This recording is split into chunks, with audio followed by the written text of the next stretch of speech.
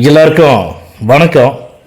இந்த பதிவில் எதை பற்றி பார்க்க போகிறோம் அப்படின்னு கேட்டிங்கன்னா, அதாவது மக்களே, இன்றைக்கு தளபதி விஜய் அவர்கள் நந்தனமில் இறுதி தேர்தல் பிரச்சாரத்தில் பேசும்போது சில விஷயங்களை ஷேர் பண்ணினாங்க.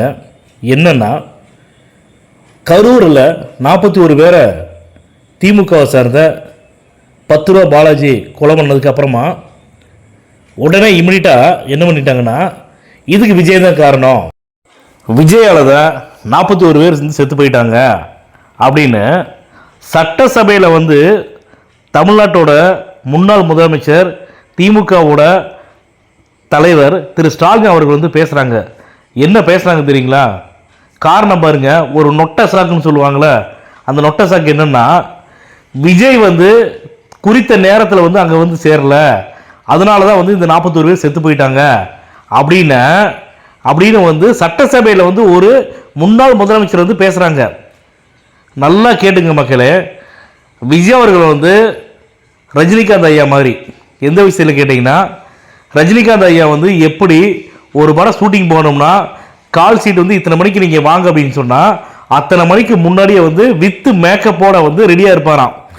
அந்த மாதிரி அவருடைய வழியை பின்பற்றி இருந்தவர் தான் திரு விஜய் அவர்கள். பஞ்சுவாலிட்டியில் அப்படி இருப்பாராம். ஷூட்டிங் ஸ்பாட்டில் ரஜினிகாந்த் ஐயா எப்படி இருந்தாங்களோ அதே மாதிரி தான் இந்த டைம் நீங்கள் வந்துருங்க ஷூட்டிங்னா அதுக்கு முன்னாடியே வித்து மேக்கப்போட இருப்பாராம்.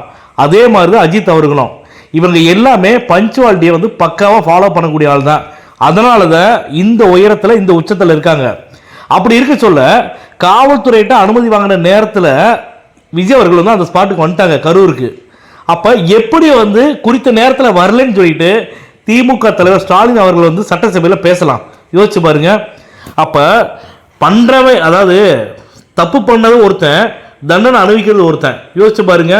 இத்தனை மக்கள் இப்போ எலெக்ஷன் கமிஷன் எப்போ அவங்க கையில் எல்லாமே எடுத்துக்கிட்டாங்களோ அந்த நாள்ல இருந்து நீங்கள் பாருங்கள், விஜய் அவர்கள் செல்லக்கூடிய வழியில், பிரச்சாரத்துக்கு போகக்கூடிய வழியில் எக்கச்சக்கமான லட்சக்கணக்கான மக்கள் விஜய் அவர்களை பார்க்க ஓடோடி வராங்க.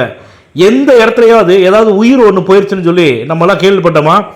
அப்போ இத்தனை லட்சக்கணக்கான மக்கள் வரும்போது கூட உயிர் எந்த ஒரு சேதாரம் மக்களுக்கு ஆகலை அப்படின்னா அதுக்கு என்ன காரணம்னா, தகுந்த காவல்துறையும் தகுந்த காவலர்கள் அந்த இடத்துல அதிகமாக பாதுகாப்பு பணியில் ஈடுபட்டாங்க. அதனால தான் விஜய் அவர்கள் பெரிய நட்சத்திரம் வராங்க அப்படின்னா அவரை பார்க்க எக்கச்சக்கமான லட்சக்கணக்கான மக்கள் வரும்போது அவர்களுக்கு தகுந்த பாதுகாப்பை கொடுத்தாங்க. இந்த பாதுகாப்பை கொடுக்க தவறிய திரு ஸ்டாலின் திமுக அரசு தான் அந்த 40